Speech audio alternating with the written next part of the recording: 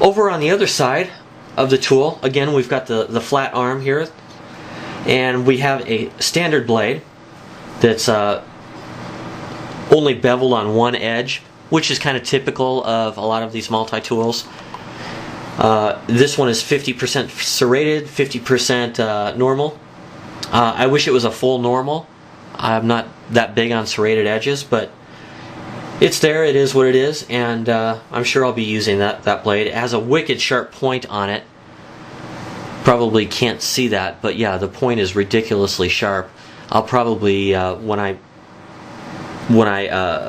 improve this edge a little bit here, I'm going to back cut this a little and do a little sharpening action on this, and I'll probably take off that point. It's probably a little bit brittle how it is now, or I don't know if brittle is the word, but perhaps vulnerable to bending if I don't change that a little bit. The next is a flat blade screwdriver and can opener. And the next, which I haven't even tried yet, I'll have to get to this, probably should have tried it before I did a video, is the 1/4 inch socket drive. And lastly on this side is SOG's V-cut pull-through tool. It's kind of a safety cutter basically for cutting line, rope, nylon straps, belts, that sort of thing. So I'll try to show this to you with a length of paracord here and just show you how easy this is. Just want you to see I'm only holding the paracord with 2 fingers, a finger and a thumb, and it just pulls through almost effortlessly and repeatedly. So they are razor sharp and they work really well. So I could see myself having this deployed or in the open position and having this tied off, or I'm sorry, having the plier itself closed up and having this hanging from my belt and using it around camp like this. So I'm not going to cut myself on this because it's protected. It's a safety cutter. And this also has a small little lanyard line here that you can run a lanyard through. Now it's going to have to be pretty small. I'm not sure what type of lanyard I would run through there, or what type of rope material, but it would have to be pretty small. Either that, or I'd probably run a split ring through this first and then hook a piece of paracord around that split ring. That's almost surely what I'll do, actually. And this does pivot or rotate out of the way so that it's not sticking out, which is kind of nice. I know other tools like the Gerber actually use a tool position to give you a lanyard, which I don't know. I'd rather have a tool than a lanyard eyelet that I rarely use. So anyhow, an excellent tool altogether. So moving on to the sheath here. The sheath leaves a little bit to be desired. It's pretty light duty. The leather itself is thick, and it's high quality leather. You can tell just the way it smells, the way it's been processed, that it's good leather.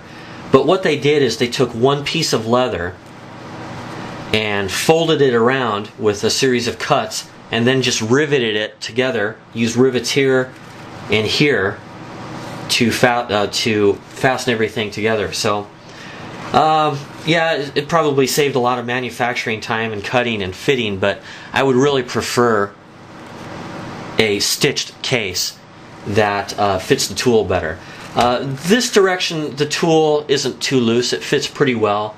But this direction, you can see how it's puffed out a little bit there.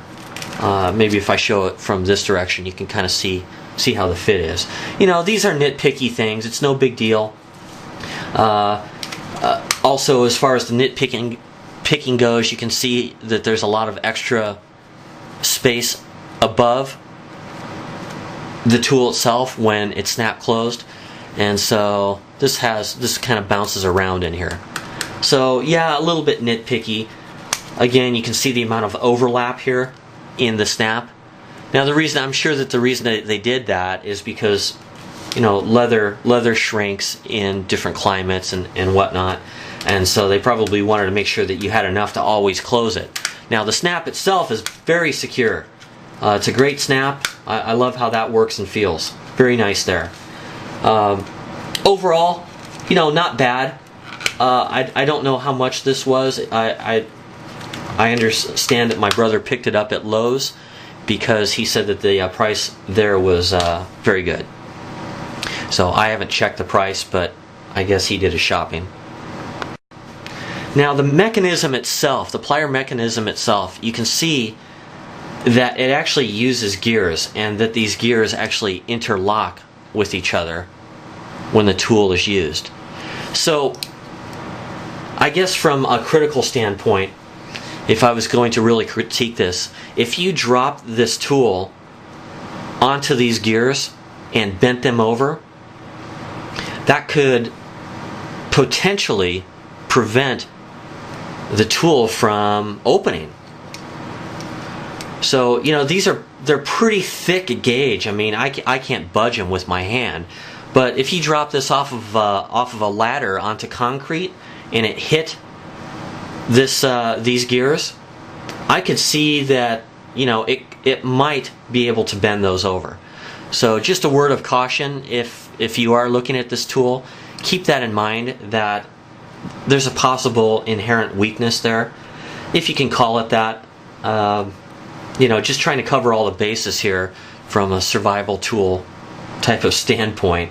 A last ditch kind of tool. If you were stuck somewhere with only this, I would keep that in mind. So anyhow, one thing that I had not tried on this tool yet is the can opener, and I was a little bit curious because the can opener itself doesn't seem very sharp. I'm looking at this edge here, and you can actually see. And I'm trying to make sure you guys can see this, but it's kind of blunt all along this edge. So I thought what I'd do really quick is I've got a can of pork and beans here, and I thought I'd go ahead and try this. I haven't tried it yet, so what you see is what you get. Let's give it a shot. Oh, alright. Well, come on. There we go. Obviously it doesn't have to be that sharp to work, because it's going through this with little effort. Just keep going here. Obviously it's going to take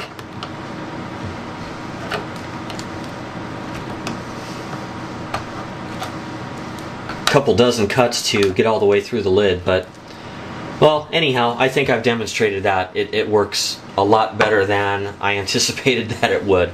So I guess just the leverage force is what allows it to puncture through that thin tin on top of the can here, and I just spilled it on my fingers. So anyhow, guys, that's it for now. I think I've covered everything. I might later do a video of this tool out in the field and show you how it works, but for now I think we've covered the main points. So anyhow, thanks for watching. I enjoyed showing it to you, and we'll see you next time. Take care. Bye.